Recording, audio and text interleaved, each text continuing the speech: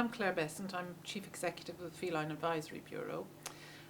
We're a charity. We really think about everything about cats, from their veterinary care to their behaviour to all sorts of issues that affect cats, from breeding through to putting your cat in a cattery, anything and everything really.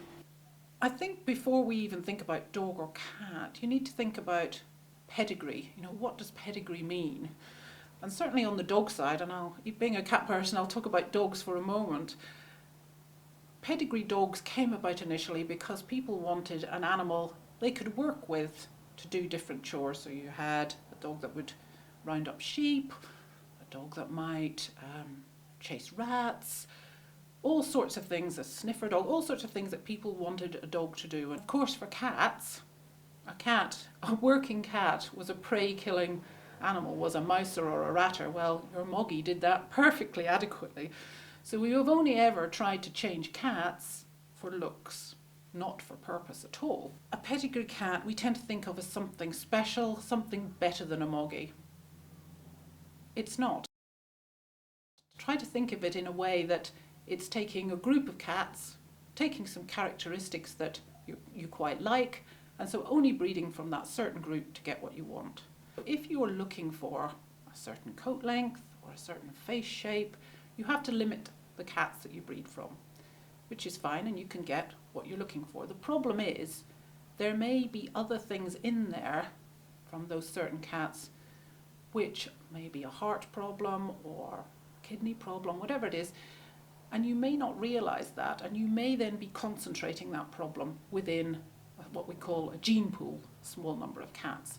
The thing with Moggies, they have that old thing we called hybrid vigour, because there is a random genes coming in all the time. With our pedigree cats, that's a little bit different. So the risk of bringing in things and concentrating a problem is much greater. So yes, within some of the breeds, there are problems like that. Take, for example, the Persian, which we all know has got a very large coat. It's got a coat which has got very thick undercoat, so it can't look after it itself. It needs you, the owner, to be grooming every day to look at it. Now, you may think that's acceptable or not, but it's also got a very, very flat face. Now, we know within the dog breeds that these very flat-faced breeds have problems with breathing. Certainly with the cats with very, very flat faces, the eyes tend to bulge, and you may get tears that stream down because they're not actually going down through the tear duct. So anybody who takes on a Persian will need to be grooming it, they'll need to be wiping its eyes, that sort of thing. So those are things in terms of conformation or coat length that we're thinking about.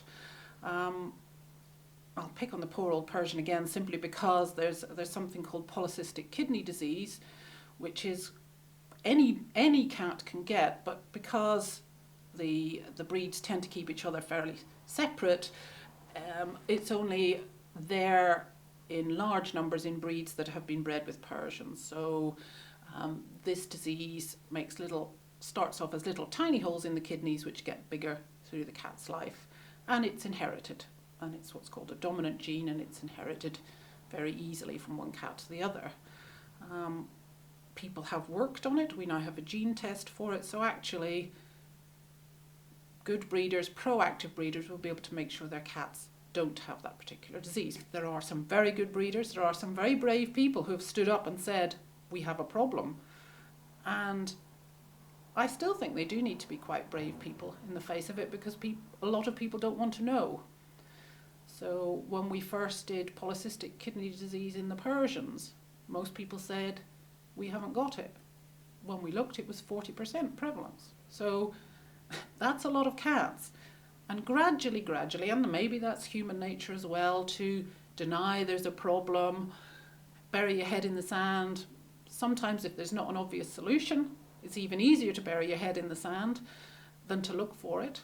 There have been some, mainly Burmese cats, which seem to have some sort of pain associated around the face, teeth, mouth area, and they really can do themselves damage when they say we think it's a sort of neuralgia type thing where they get a lot of pain and they will scratch at their faces, and it's very distressing for owners, and it seems to be mainly in Burmese, and there is some research going on at the moment It may well be linked to some sort of dental problems, or when teeth are erupting or things like that, which triggers off pain in that area. We're not very sure yet, but certainly, that's one of the things where one breed seems to be more concentrated in one breed than another. We have, as the Feline Advisory Bureau, put on our website a list of inherited problems in the breeds, as far as we know, and it's an ongoing project of different problems.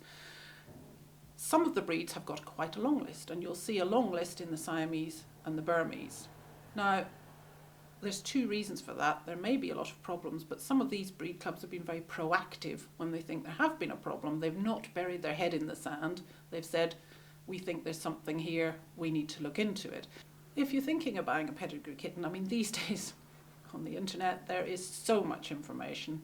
If you go looking, you are likely to come across people who have had a problem or found a problem. You can look on the FAB website. We have information there about what people should be asking of their breeders. We've got the list of inherited problems you can go to your breeder and ask about. So I think there are many ways these days of finding that there may be a problem.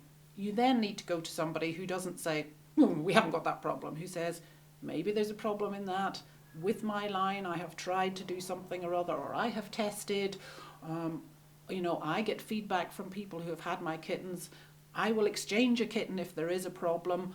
You want somebody who it looks as if, and it sounds as if they know what the issues are, they've dealt with them as well as they can, they're very willing to work with you, with your kitten, if you have a problem, to exchange it. So I think that's what you need. Certainly don't go to anybody who doesn't want to talk about it or who just denies everything. Always go and see the mother cat and the kittens. Try and go to somebody who just has a few litters a year, not breeding hundreds of cats out in a shed. When you go to a breeder, you don't want to walk into a house that the smell hits you and you almost fall over. You want somebody whose home is like the way you'd want to live, who's taken care with that particular litter, with those particular kittens, has spent the time. The hygiene is very good because that's very, very important, and just produces a kitten that's going to be confident in your home and is going to be healthy. But I think we should be very vigilant, because I think we have pushed some of the breeds too far. I think we tried to push the Persians with too flat a face too far. We have breeds with no hair, which for a cat that would spend a third of its waking time normally grooming with nothing to groom, for me, and this isn't a personal opinion, a cat should be able to function as a cat. So I think we need to think about that when we start to produce things with shorter legs or no hair, or whether it can't breathe, can't go out there and do the things it's supposed to do.